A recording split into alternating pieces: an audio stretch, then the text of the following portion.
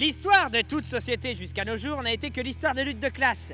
La société bourgeoise moderne, élevée sur les ruines de la société féodale, n'a pas aboli les antagonismes de classe. Elle n'a fait que substituer de nouvelles classes, de nouvelles conditions d'oppression, de nouvelles formes de lutte à celles d'autrefois. Cependant, le caractère distinctif de notre époque, de l'époque de la bourgeoisie, est d'avoir simplifié les antagonismes de classe. La société se divise ainsi en deux vastes camps ennemis, la bourgeoisie et le prolétariat. Tu as compris le principe, hein, Roman? Hein? Le principe? Non. L'économie, ça nourrit l'âme, mais là, ce dont on a besoin, c'est d'une petite guinguette. Hop là!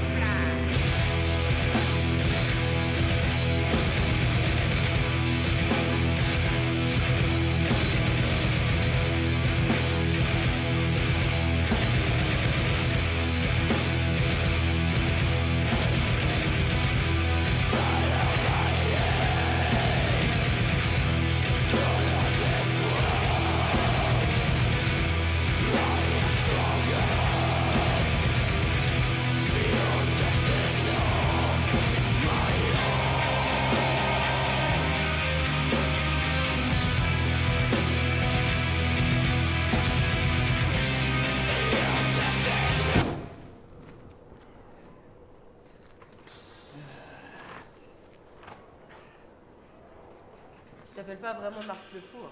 Peut-être. Qui sait? Hier, j'étais un révolutionnaire. Aujourd'hui, un saltimbanque et demain, un souvenir. Pourquoi t'es parti de Monopolis? Je souhaite pas en parler. La route va être longue, hein, j'ai peut-être le droit de savoir. Je suis pas parti de Monopolis. Il m'a chassé. Enfin, il m'a chassé. Qui ça?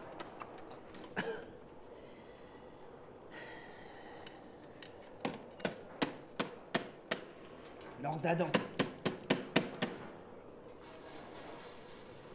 Lord Adam. C'est lui qui a transformé notre communauté en cette espèce de cloaque infecte et purulent.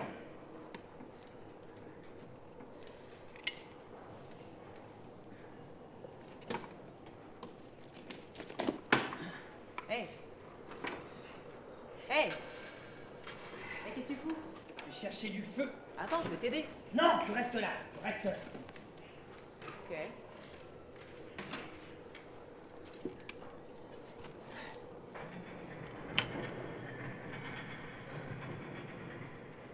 Avec Exarchia, on croyait avoir créé un havre de paix. Un refuge idéal où accueillir tous les survivants. C'est comme ça qu'est entré dans nos vies Lord Adam et les relents du vieux monde.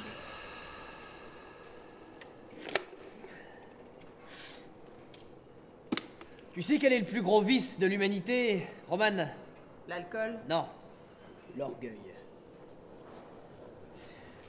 On pensait avoir mis derrière nous toutes les erreurs du vieux monde. On pensait même les avoir définitivement chassées.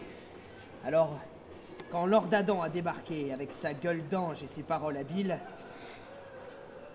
et qu'il a commencé à vouloir diffuser ses idées consuméristes et sécuritaires, on l'a laissé faire.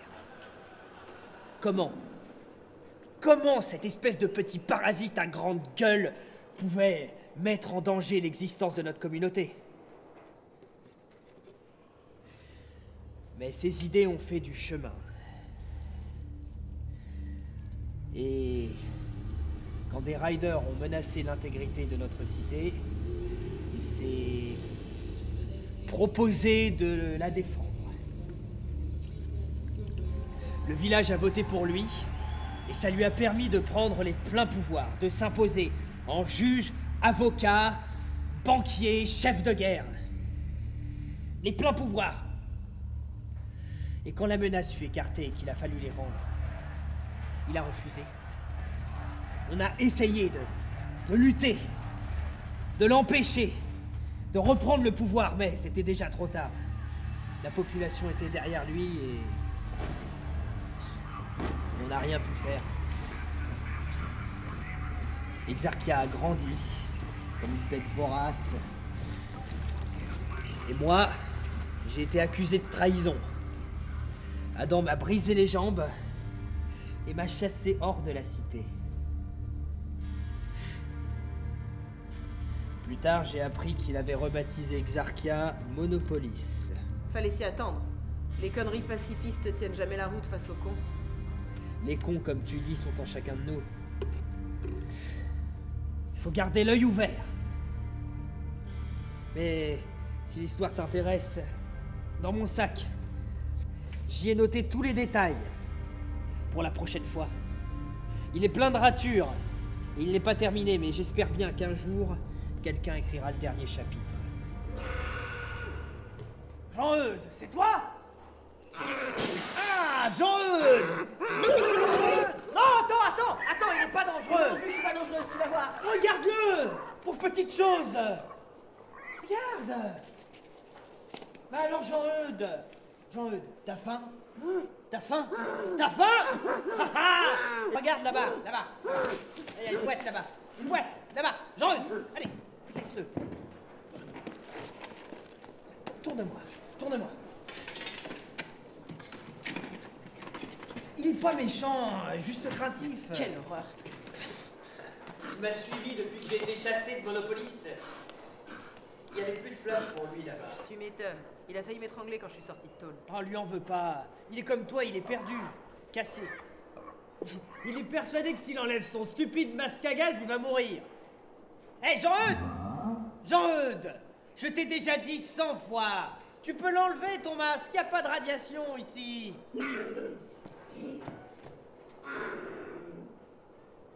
Il danse aussi très bien la salsa.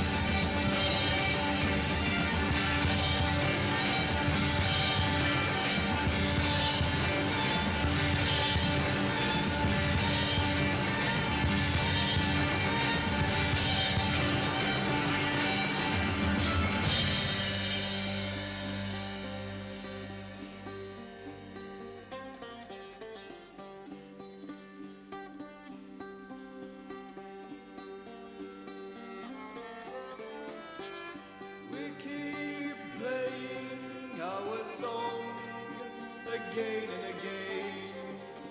And all together, let's sing forever.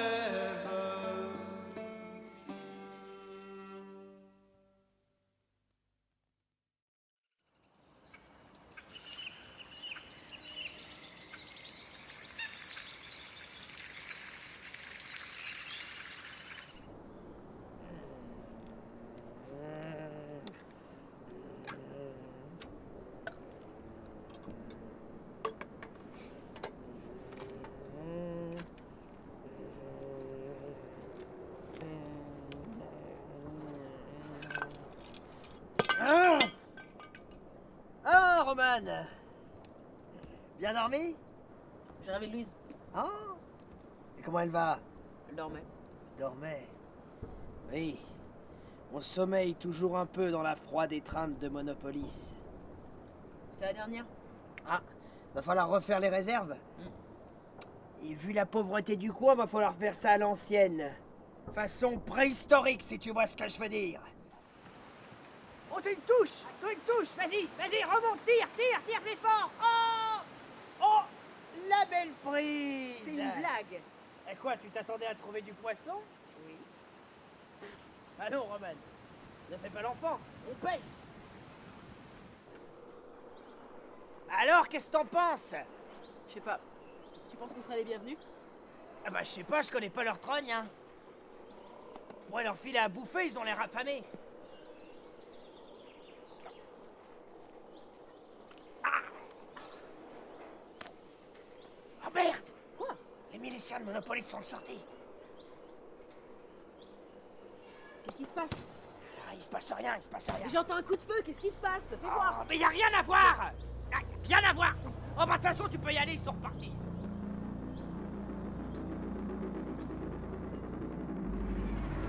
Allez les rassurants! Le fourgon est par là.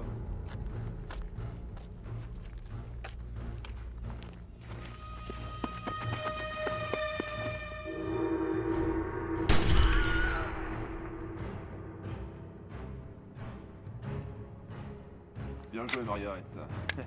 Elle est peut-être muette, mais elle est pas manchotte. Allez, on n'a pas toute la journée à avancer, sac à viande. Allez.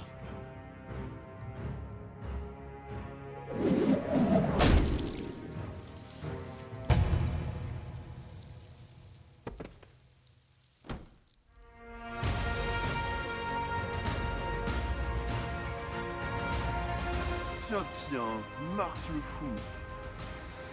Je me disais bien que ça puait le bolchevique. Un soleil rouge se lève, Donald. Les mauvais jours finiront. Te mets pas sur la route du capital, Marx. Tu vas te faire écraser. Tremblez, bourgeois! Enculé de communiste!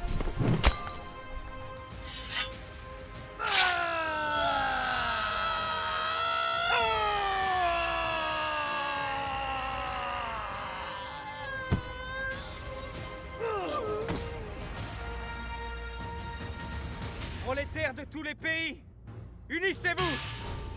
Vous n'avez rien d'autre à perdre que vos chaînes!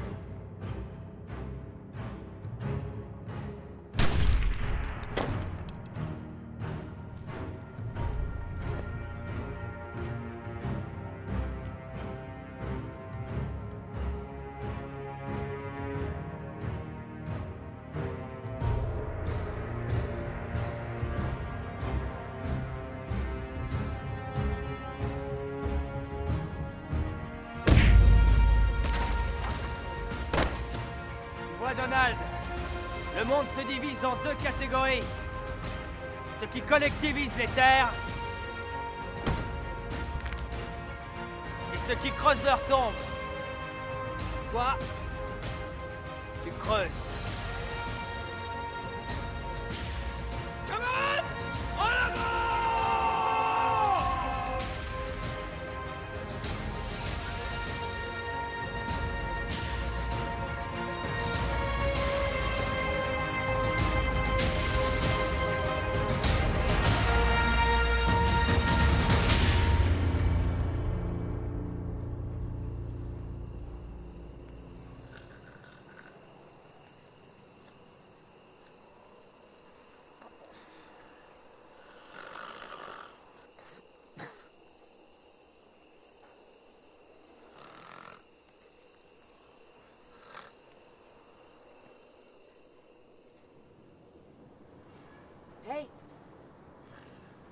Hé, Non. Ouais, qu'est-ce qu'il y a, Roman? on a quoi au petit-déj? Ah, au petit-déj? Lapin. On a du lapin. Non, pas encore, mais on va le chasser. Et comment tu vas faire? Tu vas descendre de ton petit fauteuil et lui courir après? Non, c'est bien plus simple que ça. J'ai un gun. T'avais un flingue depuis le début et t'as rien dit. Là, pourquoi j'aurais dit quelque chose? Non, je vais être un vrai John Wayne de la forêt.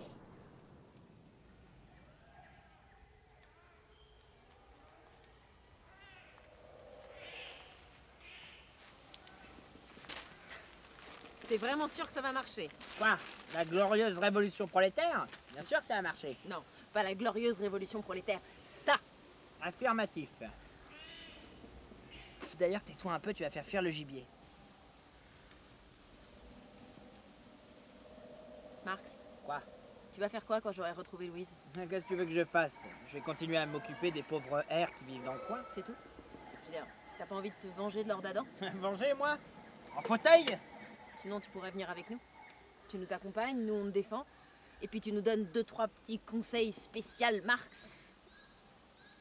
Pourquoi t'encombrer d'un paralytique? Mais parce que, Roman, tous les prolétaires de tous les pays doivent s'unir.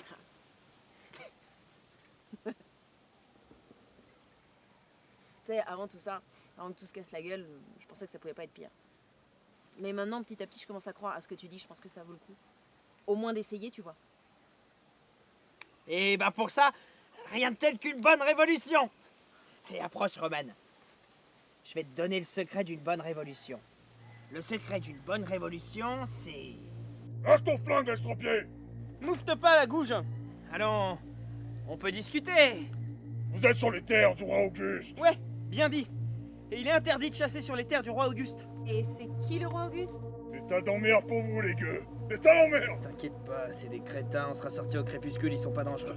J'ai tué l'estropié! J'ai dit... J'ai mal aux intestins et à la vésicule, c'est un problème épineux. Arrête de nous prendre pour des pisse-froids! Pense mal! Ouais, bien dit. On n'est pas marouf la grippe serre.